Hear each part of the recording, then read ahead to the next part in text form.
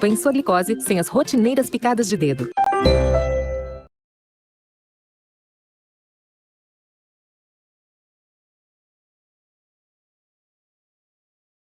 Uma das posições mais importantes do futebol é o goleiro. Tem goleiro que é tão bom que a defesa joga até mais tranquila, porque sabe que ali no gol tem aquele paredão que não vai deixar passar nada. E durante todos esses anos, desde a invenção do futebol, vários craques que jogam com a bola nas mãos já surgiram pelo mundo.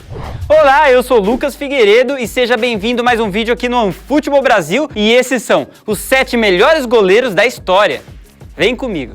Em 1929 nascia em Moscou Lev Ivanovich Yashin, mas você provavelmente conhece ele como Aranha Negra. Cara, que nome legal, é tão legal que eu só vou chamar ele assim porque o nome dele é muito difícil. O Aranha Negra começou sua carreira profissional jogando pelo Dinamo Moscou em 1950. Aliás, o Dinamo foi o único clube que ele defendeu. Ele jogou lá de 1950 até 1970. E o curioso é que antes dele ser jogador de futebol, ele era jogador de hóquei, onde ele também era goleiro. No começo do Dinamo, ele estava em má fase e chegou a considerar voltar a jogar hóquei. Felizmente, ele resolveu seguir como jogador de futebol e com isso ele conseguiu números impressionantes, chegando a ficar 270 jogos sem tomar gol. E o mais impressionante, durante a carreira dele, ele defendeu 150 pênaltis. Você provavelmente está se perguntando por que o apelido Aranha Negra. A gente podia inventar uma história de que ele foi picado por uma aranha radioativa e ganhou superpoderes, mas não é tão legal assim. É só porque o uniforme dele era todo preto. Além do clube, o Aranha Negra também representou sua seleção, na época União Soviética, onde o maior feito foi chegar a quarto lugar em uma Copa do Mundo e ganhar a medalha de ouro nas Olimpíadas de Melbourne em 56. Em 1990, o Aranha Negra faleceu e recebeu várias homenagens póstumas da FIFA. Inclusive, ele faz parte do time dos sonhos da Copa do Mundo da FIFA,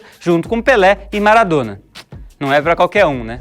E agora vamos falar de um dos maiores goleiros da Itália e do mundo, Dino Zoff. Para os mais íntimos, apenas Zoff. O Zoff é de 1942 e começou sua carreira como jogador profissional no time da Udinese. 2 temporadas depois ele foi para o Mantova e depois para o Napoli. E nesses 3 times o Zoff não conseguiu ganhar nenhum título. Mas foi no Napoli que ele ganhou a chance da seleção italiana, a famosa Azzurra, e lá ele ganhou seu primeiro título, a Eurocopa de 68. E só depois disso que o Zoff foi contratado pela famosa Juventus. E foi lá que ele se consagrou, ganhando vários títulos. Ele ganhou 6 títulos da Liga Italiana, 2 Copas da Itália e uma Copa da UEFA. E foi durante esses anos na Juventus que ele conseguiu o principal título para um jogador de futebol, a Copa do Mundo. No caso, a Copa do Mundo de 1982. Na ocasião, Zoff já estava com 40 anos de idade, o famoso tiozão. Ele era um dos mais experientes do time e também capitão da equipe. Foi com grandes atuações que eles ganharam a Copa do Mundo. O Zoff entrou para a história como o jogador mais velho a ganhar uma Copa do Mundo.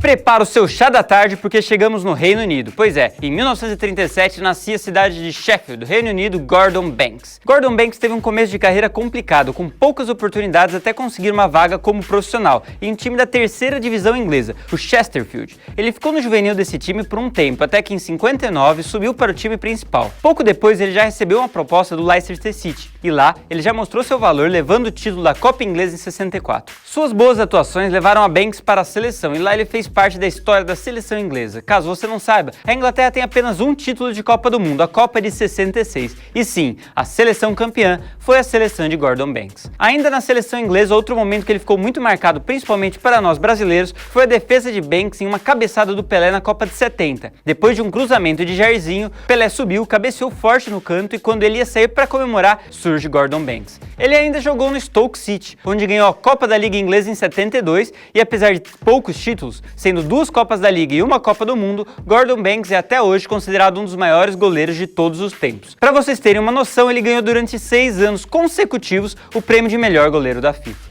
No início dos anos 70, nascia na Holanda Van der Sar, goleiro que ficou conhecido pelas suas defesas milagrosas e sua habilidade em pegar pênaltis. A carreira do Van der Sar é mais recente, ele jogou até 2011, então você provavelmente viu ele jogar. Ele começou a carreira jogando profissional no Ajax, jogando de 1990 até 1999, e por lá ele ganhou a Liga Holandesa por 4 vezes. Ainda no Ajax, ele foi disputar a aclamada UEFA Champions League, onde ele foi um dos principais jogadores da competição, ajudando o Ajax a ganhar o campeonato naquele ano. No final do ano, eles ainda foram campeões mundiais em cima do Grêmio, uma disputa de pênalti onde Van der Sar defendeu o pênalti do Dinho. E aí, gremista, você lembra desse momento? momento, né? Depois do Ajax, Van der Sar foi jogar pela Juventus, onde ele ficou por apenas um ano, e depois foi para o futebol inglês, onde ele fez mais sucesso ainda. Primeiro ele foi jogar no Fulham, onde depois de uma temporada muito fraca no Juventus, ele voltou a mostrar toda a sua técnica e chamar a atenção pegando vários pênaltis. Foi aí que ele foi contratado pelo Manchester City, e cara, Manchester dessa época era uma máquina. Eles ganharam a Premier League 4 anos seguidos e ainda ganharam a Champions League e depois o Mundial de Clubes, ou seja,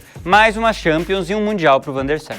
Você conhece Gianluigi? Não, né? Mas você com certeza conhece o Buffon. Esse goleiro fez história no futebol e é considerado um dos melhores goleiros de todos os tempos. Buffon nasceu em 78 na Itália e hoje em dia está com seus 41 anos. E começou sua carreira como profissional no campeonato italiano, jogando pelo Parma, onde ele ficou de 95 até 2001. Lá, ele já mostrou que era um goleiro muito bom e com muito potencial. Ele então foi contratado pela Juventus, e na Juventus foi onde Buffon virou o ídolo absoluto da torcida. Ele jogou na velha senhora de 2001 até 2018. São 17 anos de clube, e nesses 17 anos ele ganhou 9 títulos da Série A, 4 títulos da Copa Italiana e 5 títulos pela Supercopa da Itália. Ele fez muita história com esse uniforme. É claro que suas boas atuações levaram Buffon para a seleção italiana, e por lá ele ganhou a Copa do Mundo de 2006, além de ter sido considerado o melhor goleiro da competição. E já agora em 2018, Buffon, que jogou praticamente a vida inteira na Juventus, foi parar no francês PSG, e por lá ele ganhou o campeonato francês e ainda está jogando.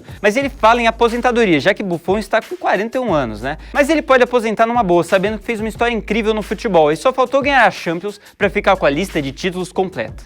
E agora vamos voltar para uma época onde a gente ainda podia zoar com a Alemanha. E em 1969 nasceu o goleiro Oliver Kahn. Ele começou a carreira aos 17 anos na equipe de juniores do Karlsruhe. Vai ficar assim. E só com 21 anos, quando foi contratado pelo Bayern de Munique, que ele fez sua estreia na principal liga alemã, a famosa Bundesliga. E cara, o Oliver Kahn ficou no Bayern durante toda a sua carreira. Foi lá que ele fez história e ganhou vários títulos, ganhando 8 vezes a Bundesliga, várias Copas alemãs, uma vez a Copa da UEFA, que também é chamada de Europa League, e principalmente a Champions League da temporada de 2000 e 2001, onde o Bayern de Oliver Kahn foi grande campeão em cima do Valência. Ainda podemos destacar a atuação de Oliver Kahn pela seleção alemã, onde ele foi campeão da Eurocopa em 96, apesar de ter sido reserva. E depois, já como titular, foi um dos principais jogadores a levar a Alemanha para a final da Copa de 2002. Mas a final da Copa teve um gosto amargo, já que eles perderam. Oliver Kahn tomou 2 gols do Ronaldo Fenômeno. E nessa época, não tinha essa história de 7-1, né?